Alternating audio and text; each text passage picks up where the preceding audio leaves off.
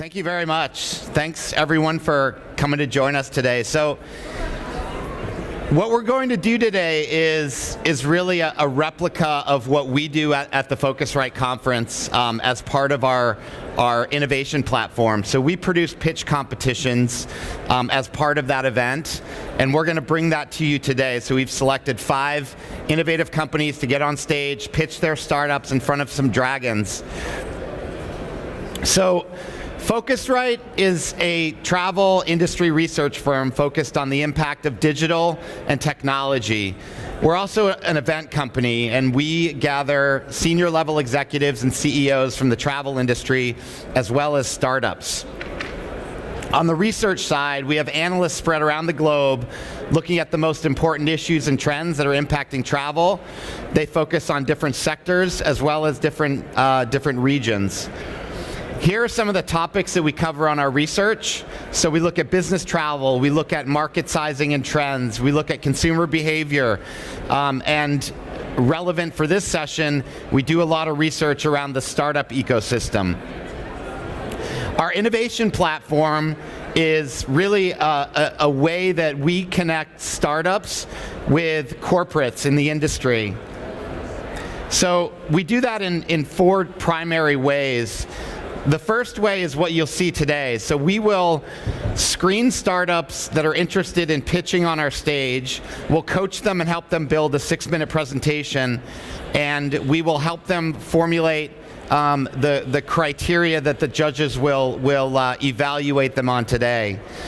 We also, as I said, are a research company, so we produce the state of startups every year, and actually anybody that's in this room can download that report for free. So I'll post a URL at the end, and if you're interested in that report, you can download it for free. We also work with universities to tap into the earliest stages of startups. We create lots of networking opportunities around our events, as well as periodically throughout the year to connect startups with the industry.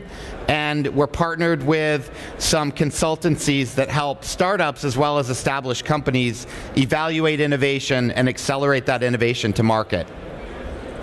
So getting to this event, so at the Phocuswright conference, at Phocuswright India, and at Phocuswright Europe, we produce battleground events. And those events are really for early stage startups that are pre-funded, that are coming onto the scene, that have really innovative technology. We also produce Summit, which is really our flagship pitch competition, which happens every year at our annual Phocuswright conference in the States. And the last category is launch, which are established companies that are essentially pitching new products. So over the course of the 8 years that we've produced the pitch competitions, our startups have raised nearly $2 billion in funding. We've screened over 500 innovators. We've accepted 190. 65% of them have been funded. And again, we've been doing this for 8 years. The judging criteria. Judges, pay attention to this. We look at technology innovation. We look at business innovation. We look at market opportunity or potential business value. We look at the ability of the innovators to sell their company, quality of the management team, and lastly, whether the judges would invest their own money in these companies. So again, here are the 3 events where we produce these pitch competitions. We also bring them to ITB. We bring them to other events around the world. And our battleground in Amsterdam is your next opportunity after this to see some really good innovation. So Phocuswright Europe is coming up in mid-May. If you're interested in registering, you can do so today at a discounted rate. And here is your code if you're interested in downloading the free State of Startups publication. So I'll flip back to this slide at the end, so if you haven't captured it, you can do that at the end. So moving on to the main event here. I'm going to quickly introduce the companies, and then I'll have Hugo from Mabrian come up on stage. So let me start with the judges. So we have a great panel of judges here from across the industry as well as across technology innovation. I'd like to introduce Gerald Hoff, Head of Corporate Partnerships from theCUBE. I'd like to introduce Michael Buehler, Chairman, Verband Internet Reserve-Retrieve. Thank you, Michael. Norm Rose, Phocuswright Senior Technology Analyst. And Kevin May, journalist from Tnooz. So the companies that we have pitching today, we have Mabrian, we have Distribution Technologies, we have PKFARE, we have travelPAQ, and we have Paris HELPLINE. So without further ado, I'd like to introduce Hugo Sanchez, COO of Mabrian Technologies.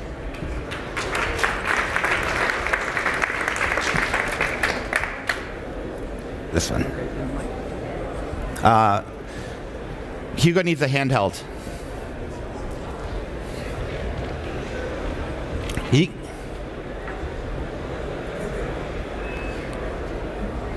Hello, hello. Yeah, hello. You're good. Okay, thank you very much. So my name is Hugo Sanchez, and I'm here to introduce Mabrian. So at Mabrian, we provide real-time market data to travel companies for them to improve their decision-making and their marketing spending. So I don't need to tell anyone here how big the travel industry is or how important it is to many economies around the world. But as many of you know, this is an industry which is still making huge investment decisions based on poor and limited data. And that to me is quite paradoxical, because if you think about it, this is the first industry where, from a consumer point of view, 100% of its value chain is recorded in a digital format, which makes it especially sensitive to disruptions coming from AI and big data technologies. So with that in mind, we've built the first solution in the market that is able to track travelers' behavior in every single step of the travel cycle, which basically means that we can anticipate when, where, and why travelers travel. We do that with the ambition of being able to predict travel dynamics at a global scale and to become the leading source of travel analytics. We want to build a platform that any company in this industry uses before making any huge decision. So let me please show you our platform. How does it work? This is our product. So it's a cloud-based platform. It's easy to use. And as you can see here, we have the travel cycle. So everything from search data coming from OTAs, pricing evolution, both for hotels and flights, real booking data coming from GDSs, to the actual behavior of travelers in the destination based on what they share on social networks and the total impact of those social interactions. Everything gets registered and measured. So that allows us to understand in a very easy way opportunities and threats for every origin market in any destination. We know how certain dynamics are affecting traffic or traveler satisfaction. We are also able to identify market segments in real time and dynamically based on travelers' motivation and origin.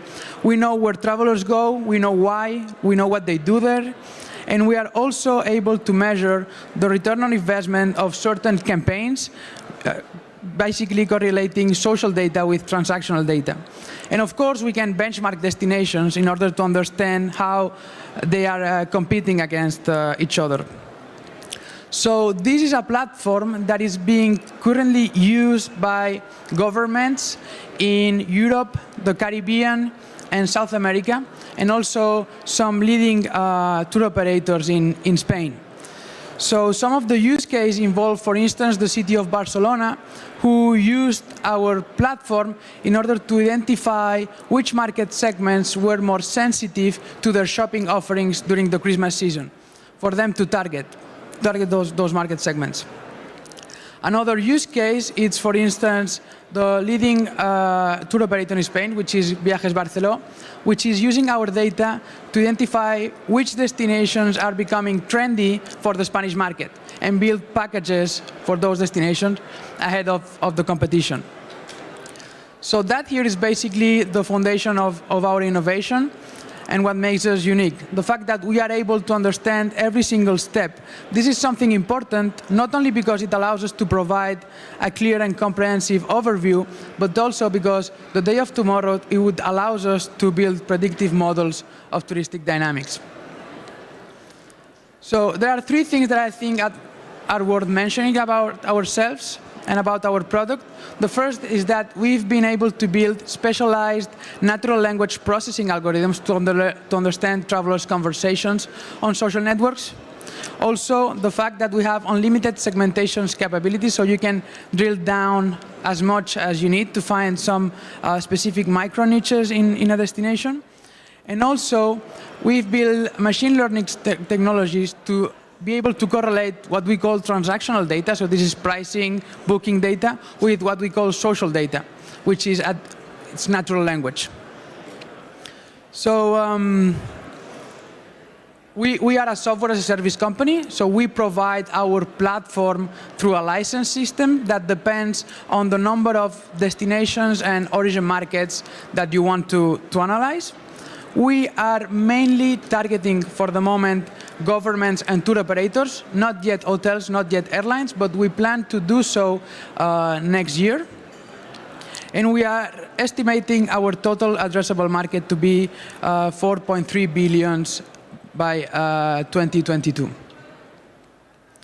So regarding our team, we are a young team, well-balanced, so we have a deep focus on product.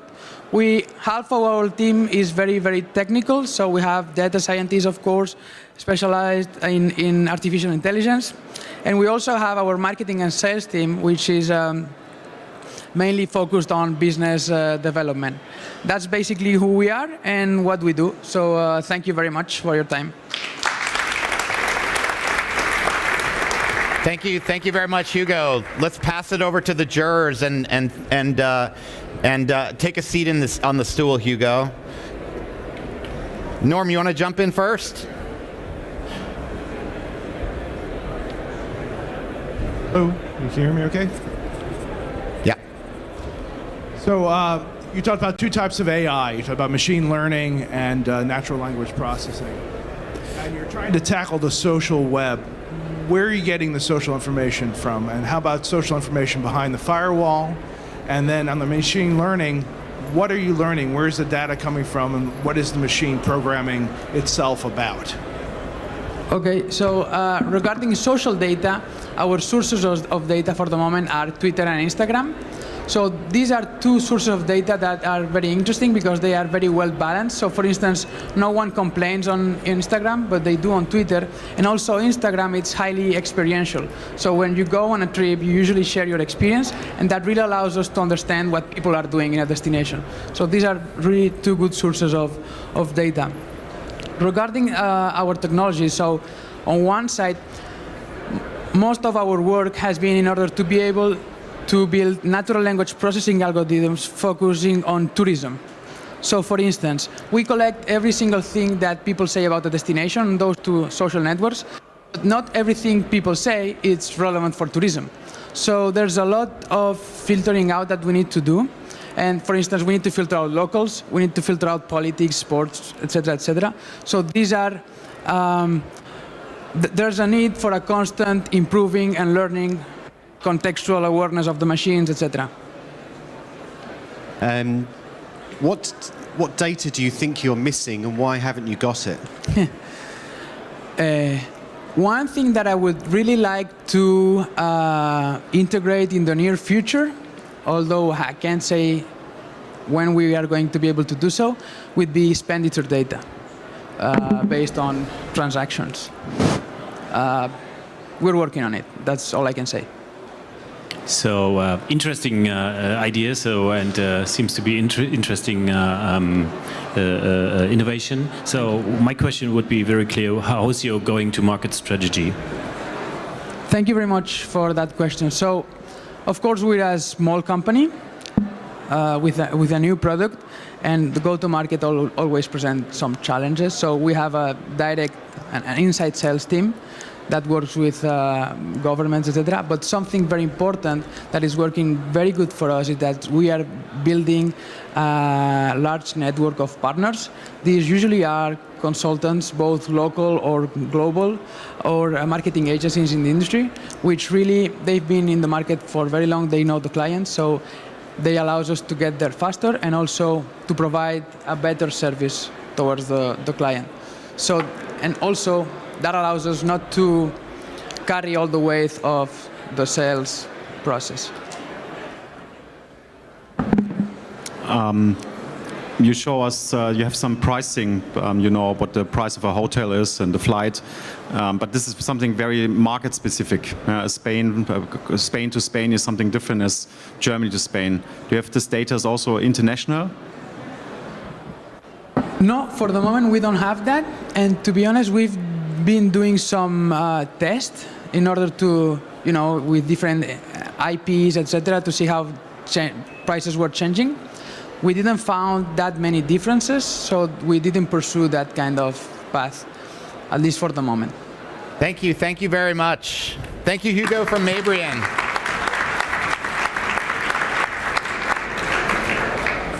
Next up, we have Julian Haug from the CEO of Distribution Technology. Yeah.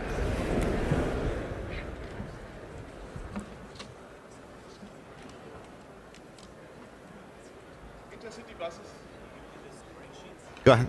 Should be live. Intercity buses are a major mode of long-distance transportation. Most of mankind has used intercity buses last year to travel between cities. 6.4 billion passengers last year.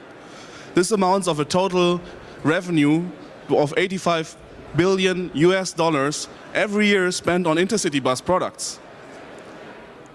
This is not limited to certain geographies. It's a worldwide figure, so it's, as you can see from the numbers, very international use product. On top of that, 1 billion passengers every year, airline passengers, are using scheduled ground transportation to travel from an airport to a city or from the city to the airport. And we're talking scheduled here, so it's not private transfer, it's not cab. We're really talking about airport rail and airport buses. So this being a major mode of transportation at all of these airports and intercity bus products being so well used on the world, why are major platforms not selling intercity bus tickets? Why don't travel agents all over the world have access to intercity bus products and airport shuttle products in a very easy fashion? So in the many years we spent in the industry with distribution, we saw that bus operators with their low technology also don't have a strong standardization in place, which allows retailers to have a frictionless sales of that product. So at Distribution, we are building the leading global distributor for bus products. We have over 100 intercity bus companies all over Europe connected to our system.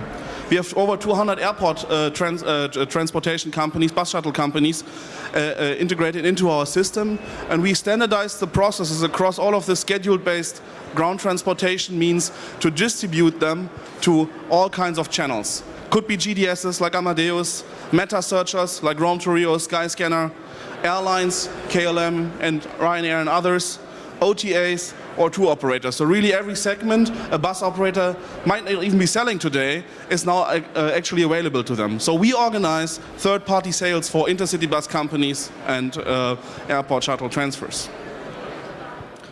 How is our business model? It's pretty similar to the airline industry. We are charging the bus operators a transaction fee out of the ticket price, but the full commission will go to you. So there's no commission sharing or something like that. All retailers earn on the full commissions.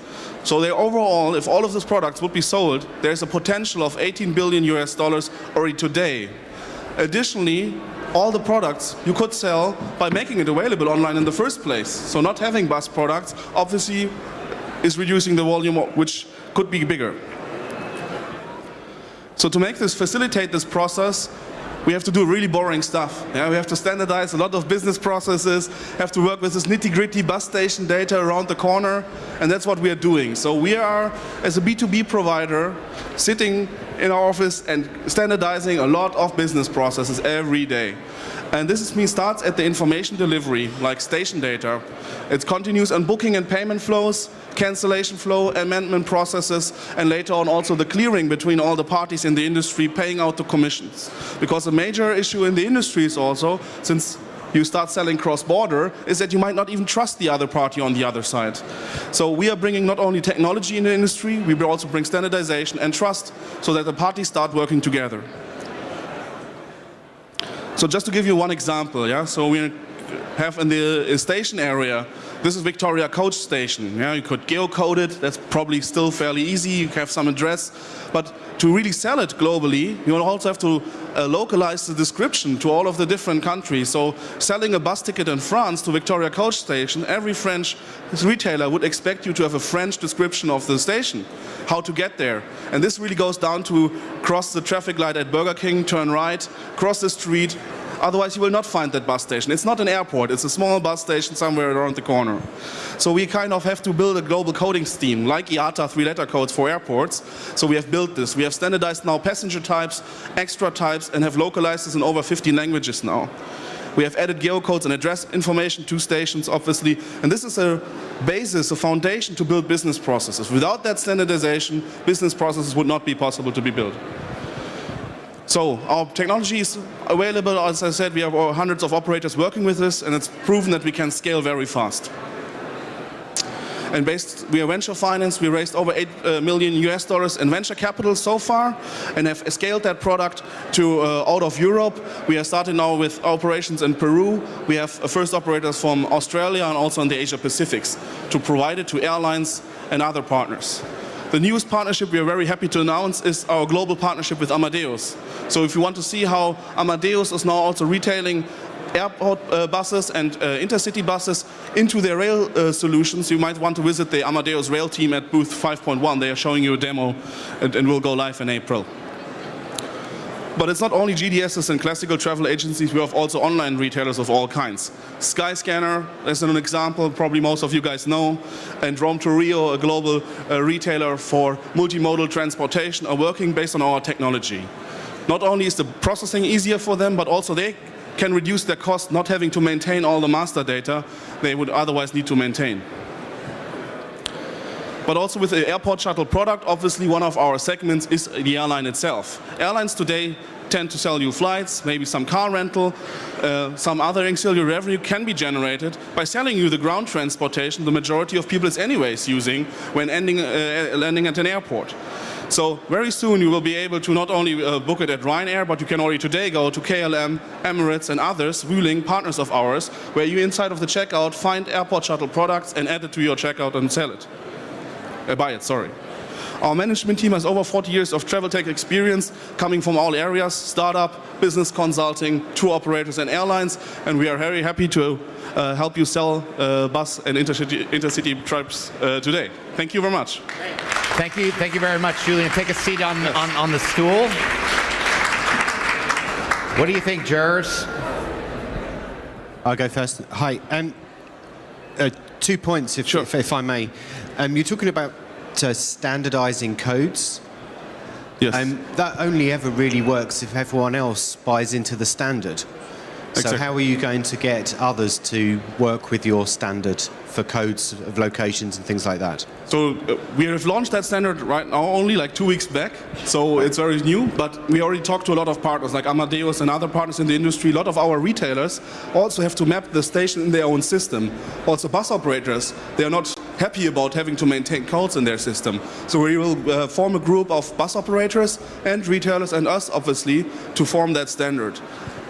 So hopefully in 1 year time we can say that's a global standard. Now right. Today it's ours. Okay. And just a quick point, I mean, it all sounds very positive and it's a good presentation. I just wondered, sure. What actually keeps you awake at night with all this? What keeps me awake at night? I think it's the challenge of finding the right balance on matching supply and demand. So while you can work with an airline, if you don't have the supply at that airline, it's sometimes very hard to figure that out. I mean, when the airlines, it's obvious because you know the airports. But for a normal online portal, it's not so easy to say what are their customers actually searching.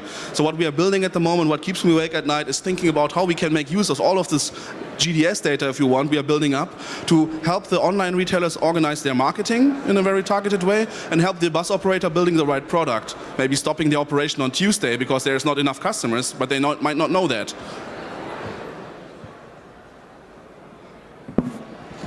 So you talked about hundreds of bus line. What's the percentage of the market you actually have? How many is hundreds? That's a difficult question to answer. So every market is very specific. Yeah? So in UK with National Express we already have 60% market share. 60%. With WeBus we have a very high market share in France. In Poland, for example, domestic ones, there are hundreds of them. So it doesn't mean anything. So I'm surprised on Kevin's question you didn't answer the elephant that's always in the room, which is Google. Because yes. Google is definitely doing bus, at least in some parts of the world. How do you feel about competition from Google? So Google also needs somebody to standardize data. Today they're using GTFS format, for example, to show products in the Google Maps solutions. You might have seen that.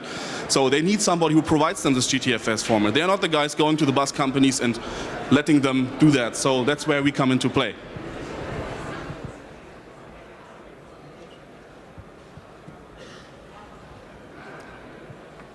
Any other questions from the jury? Okay. So what, when you talk about the airport piece of it, yes. Okay, again, do you have a sense for coverage of airports? How many bus shuttles are you covering in major airports? In Europe we have covered close to 50% of the airports.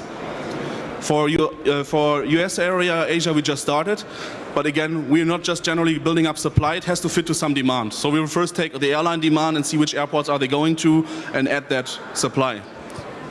So about 50% in Europe. And just a quick one, if I may. I mean, one of the countries, India, which has a huge bus market. I mean, how would you tackle that? Oh, we don't know yet, to be honest. The short answer, because there are already technology players in place, like Redbus and many others. So Redbus for Europe, they were planning to roll out Europe. They signed a contract with us to get the European contract. But we have to see how we can match that. What do we offer to them? What can they offer to us? So they are kind of playing on B2C and B2B and integration and inventory management. So there will be potential, like in other markets where we're working even with those kind of players to get the supply or use them for retailing our products. So usually there's always a way to find a two-sided cooperation. Great, thank you very much, Julian. Next up, we have Jason Song, CEO of PKFARE.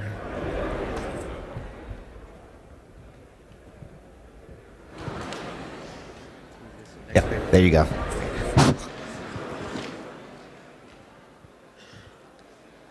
Good morning, I'm Jason.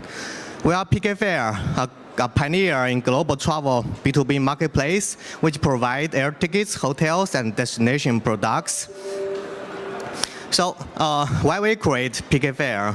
As you may know, there are more than 100,000 IATA agents worldwide. If we count the non-IATA agents, that would be 100 times of that.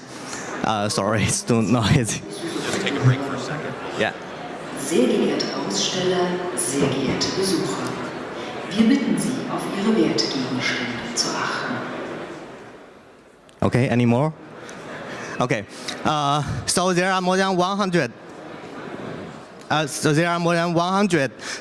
IATA agents worldwide. If we count the non-IATA travel agents, that would be 100 times of that number. So it's really difficult for any one of the travel agents to find the best price in globally which travel agent could provide that. So basically,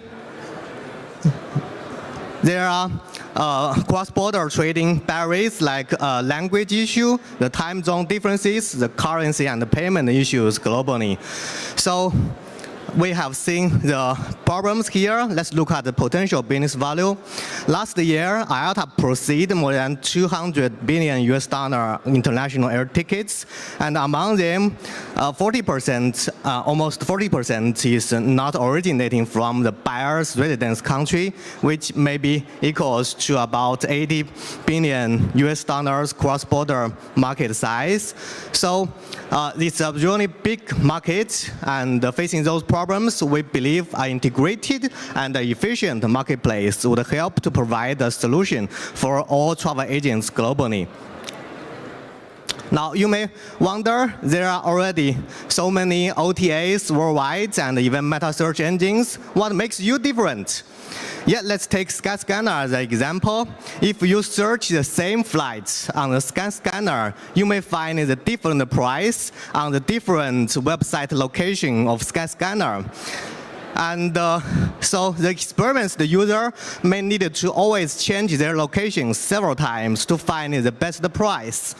So in the PKFARE, that only take one click to find the best price globally. So how we make it?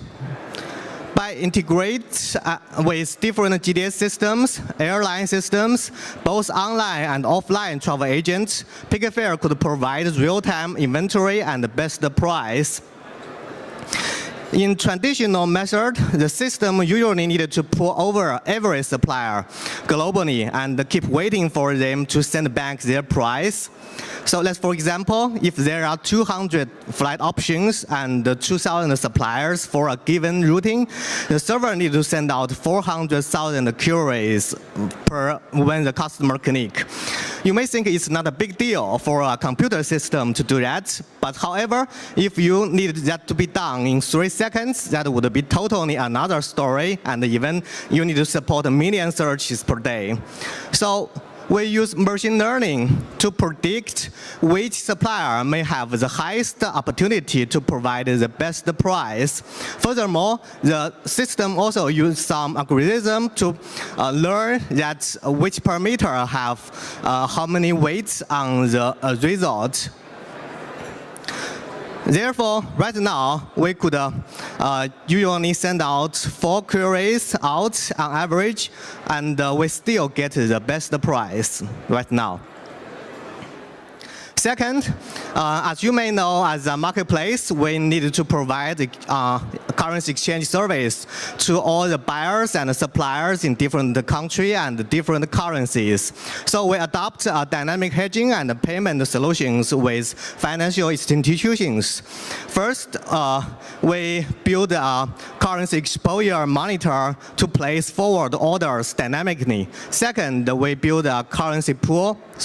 We build a currency pool to help hedge the demands. For example, if a buyer buys the US sold products with Japan yuan and vice versa for another buyer, we may directly hedge their demands. Therefore, we could reach 3 targets. First, the money transfer cost is better than any bank. Second, the exchange rates are better than any bank. Third, there are no risk in currency exchange.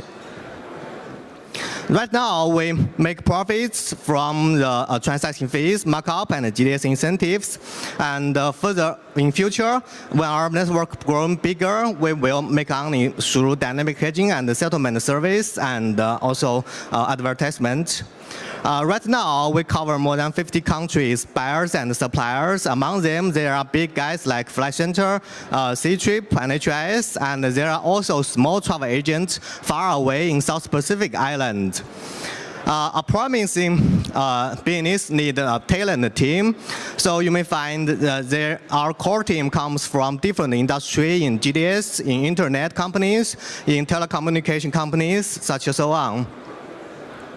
And to summarize and recap my points today, first, we are one of the first global travel trade B2B marketplace. Right now, covers more than 50 countries' content. Second, we use machine learning and artificial intelligence to ensure a better user experience.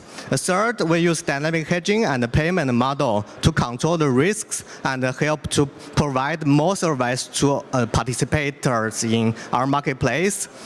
So in general, we aim to build up a leading global market, travel marketplace, and breaking the barriers, and help to provide making every trip easier than before. Thank you. Grab a seat over there on the stool. Judges, what did you think? More artificial intelligence. I think the question will come. Where are your customers coming from? It means you say you're selling 6,000 tickets a day. Where they're coming from? It's basically there are two kinds of customers. First is OTA. Like I just mentioned, there are some OTA customers. The second type is offline travel agents with BSP or without BSP. I mean, they even didn't know the IATA three-letter code. They need a browser to just click and get the best price as a B2B model. The third type is travel management companies. Their customers travel globally, and sometimes they do need the tickets. We call it SOTO tickets and city tickets.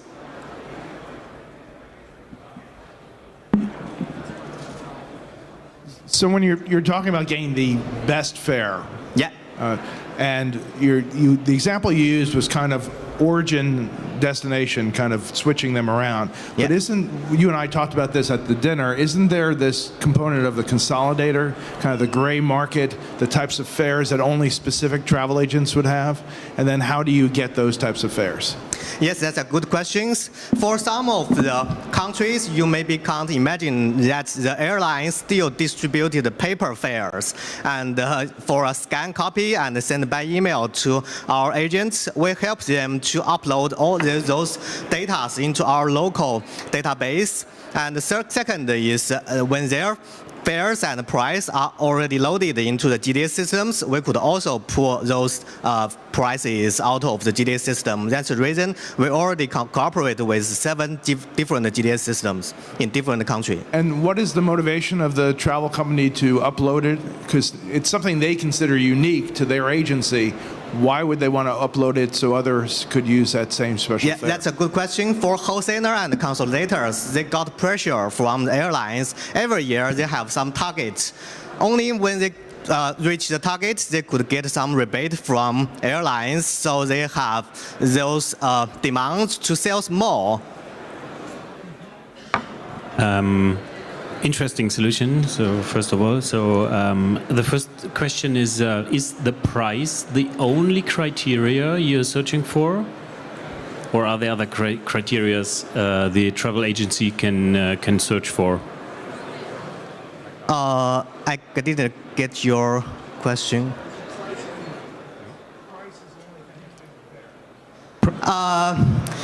That's a good question, because nowadays the IATA promotes NDC technologies. So basically, it's not only the price. The airlines don't want to sell the seats only by the price. They want to present what's their advantage. So right now, we're working with airlines to help to display the contents according to their demands. So generally, there are some differences in different kind of airlines, like group seats, charter flights, and the GDS seat. It's different. And for LCC airlines, it's also another way to display. So not only by the price.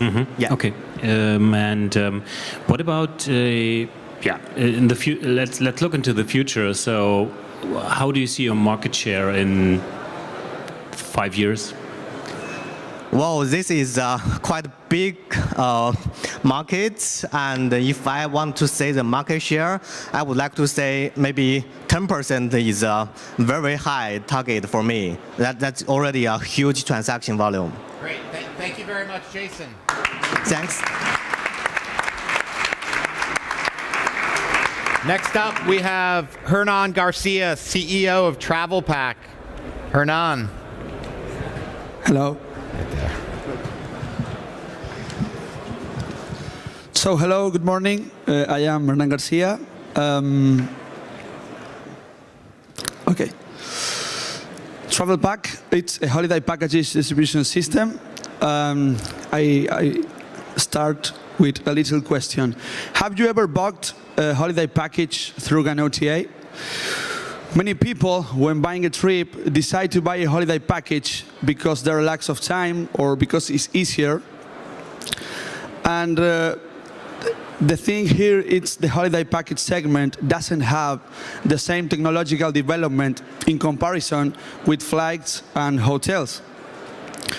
We have websites like this one from Latin America with only a few destinations, or this one where you can choose children fare or multi-rooms, or this one when you need to for book, you need to send your personal information and wait to be contacted.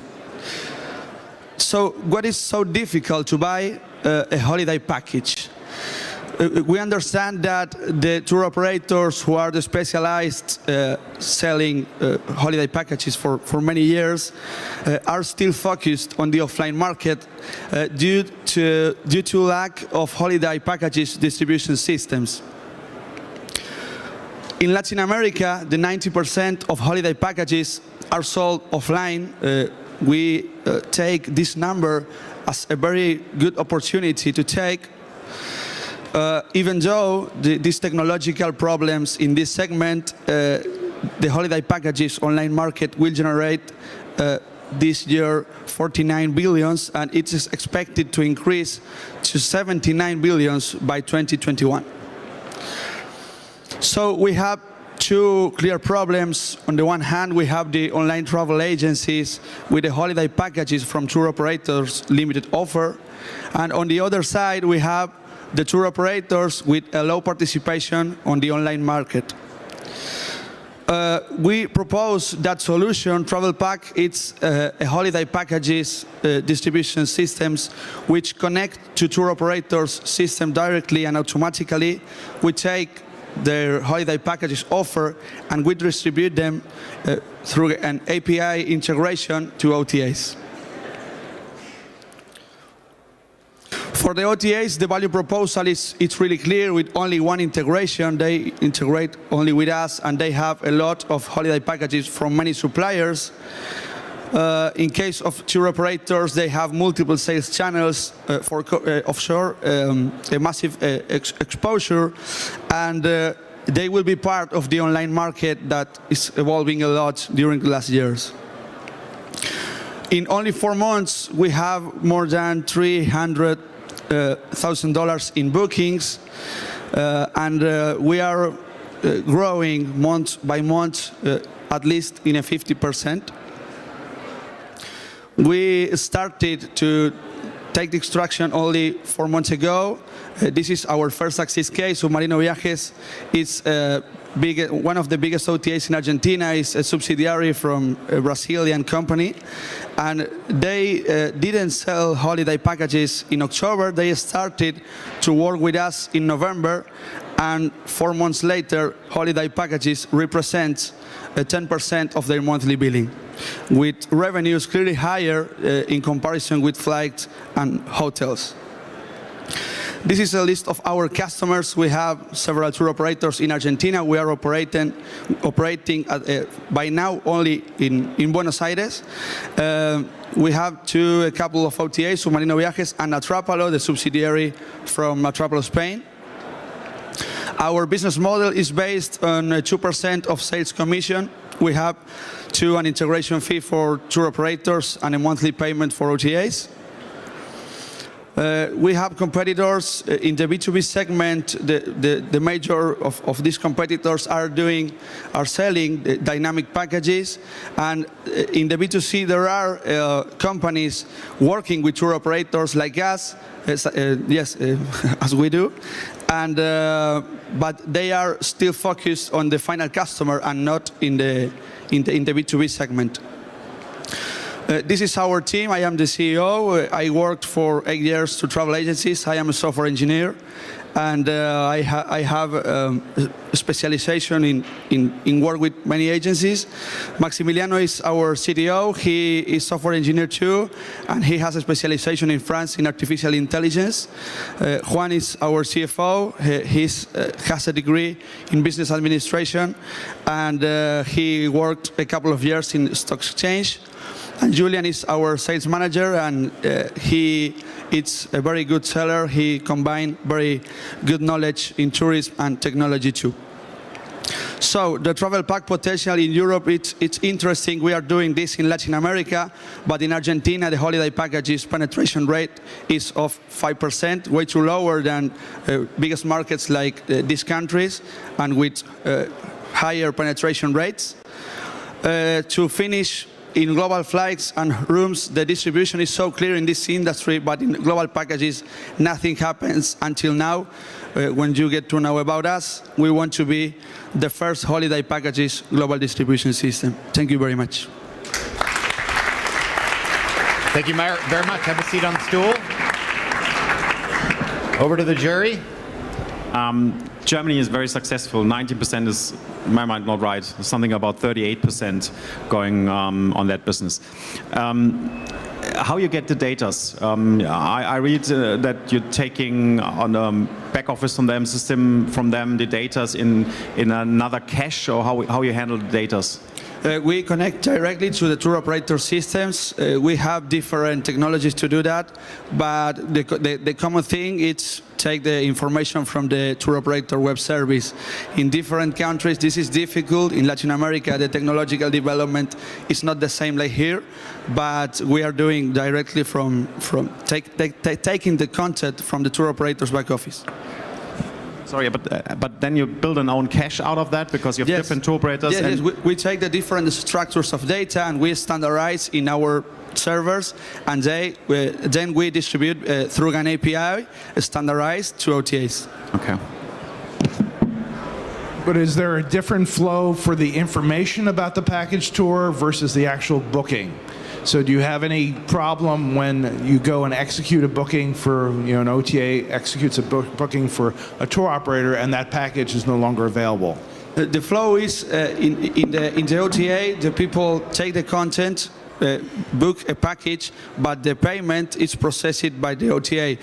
After the payment, the OTA send us the booking, we process it, and then we send this booking to the tour operator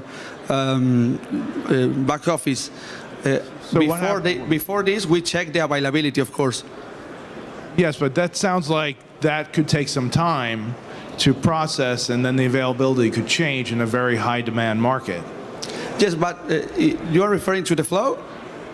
I mean, because I see how the payment flow is, but if the booking happens at the OTA based on a snapshot kind of what he asked, it's a cache of availability, and then you actually then send the actual payment, there could be a point where that tour package is not available anymore. Yes, during all the flow, we check a couple of times the availability.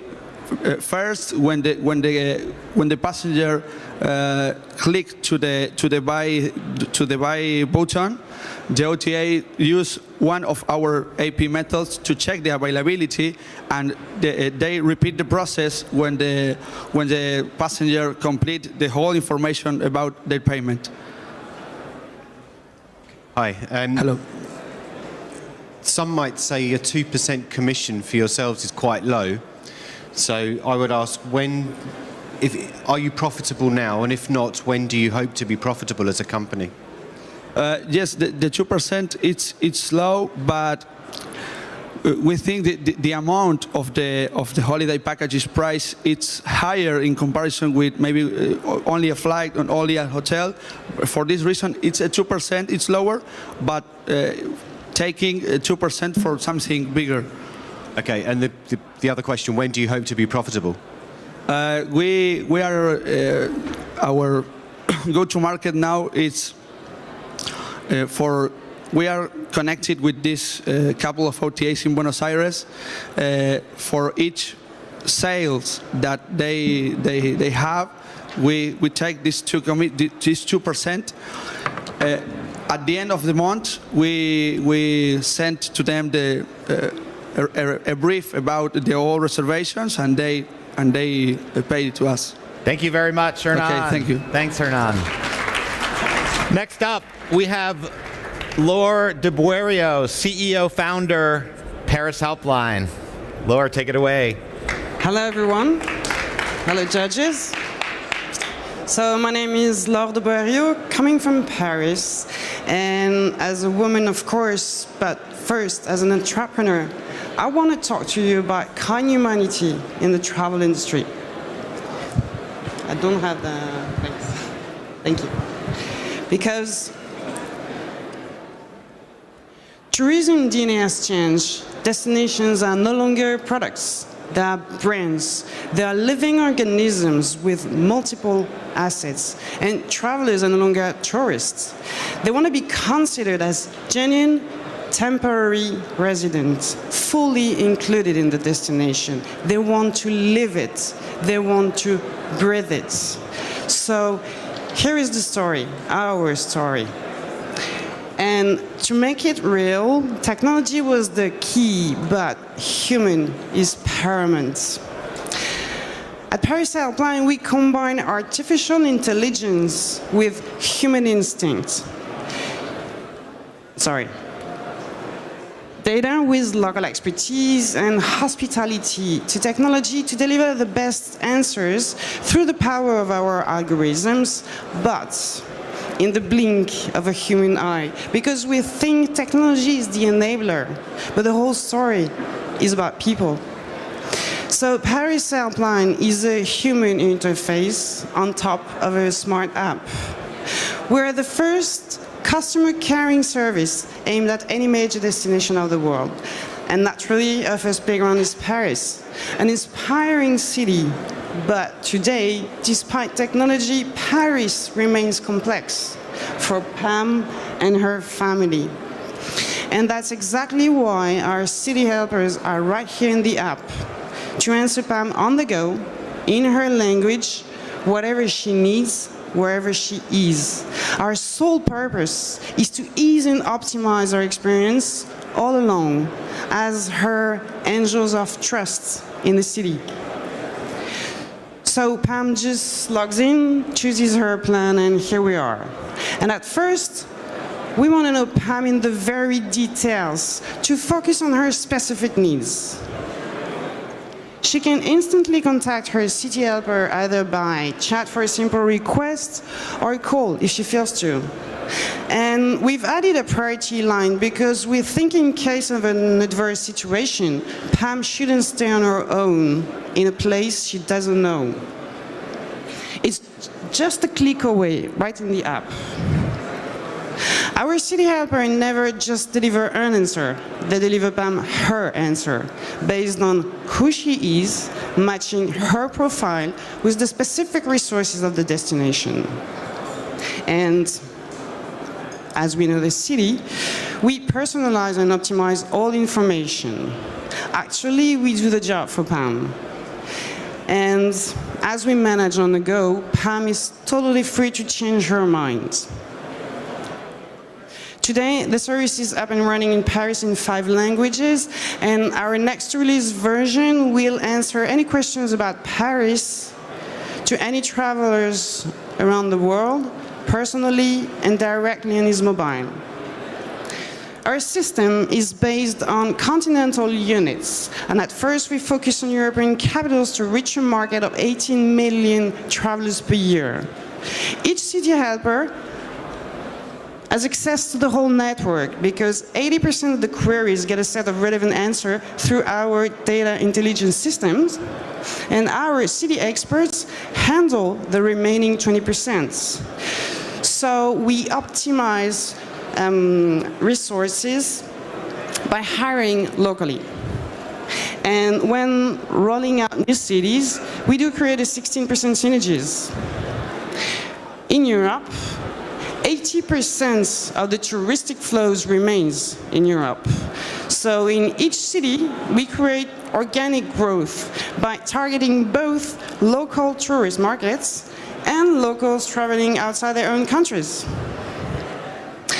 We optimize profitability by answering even before the trip. And eventually, we aim at implementing units on every continent. We believe that travelers are willing to pay when there's a real value. So from 4 euros up to our no-limit pass, we fill in the gap between basic applications and expensive personal assistant costs. We refuse intermediary fees to ensure transparency to our clients. So we're genuine added value to travelers, thus to the markets. And B2B is coming to us because our expert platform increases efficiency and accuracy of their staff regarding tourism information, leaving them more time for face-to-face client interaction. Our team, speaking 9 languages, come from the travel industry, HR, prospective expertise to photographer. But first and foremost, we're an international app from the inside, sharing all the same values where everyone is a turnkey. So to summarize, we bring life to the experience, generating goodwill at the very heart of the destination business. Merci beaucoup. Take a seat on the stool. Over to the jury. What do you think, jury? Yeah, thank you for this amazing keynote pitch. And also to have a woman here on stage. How do you solve the problem of controlling different cultures when you said you will hire insiders from the countries? So it's not so easy to deal with different cultures in terms of HR, mentality, working culture, and so on. How do you want to deal with that? I think it's a challenge. This is a very interesting question. Thanks for asking it, because this is a real important part of our expertise, because we use technology at the benefits of the human.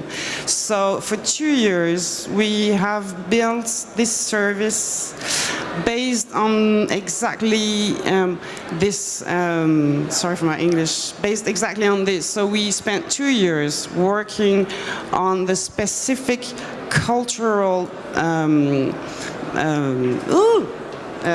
needs of everyone. It means that today, when we have a German, a Russian, or a Japanese exactly at the same place, exactly at the same time, asking exactly the same question, they will not have the same answer. This is our expertise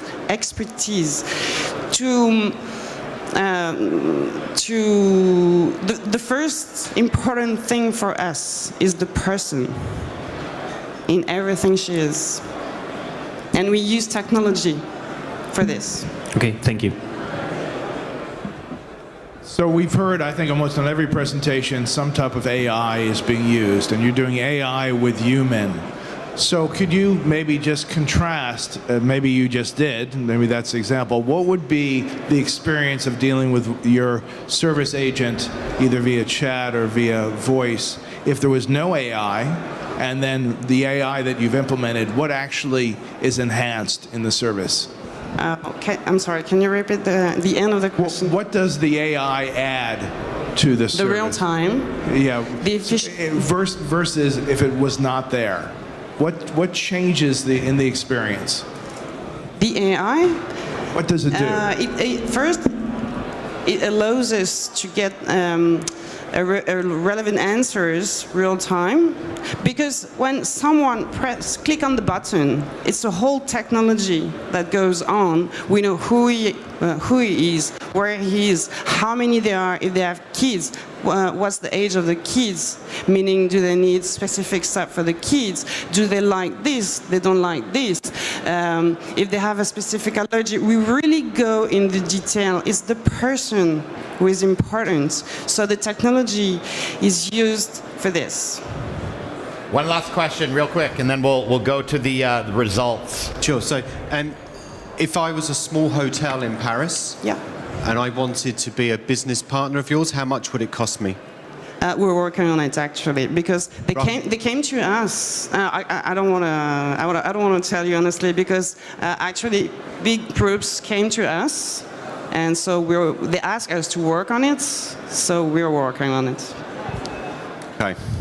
Great. So we're going to tabulate scores now, and within the next 2 minutes, we'll have the winner.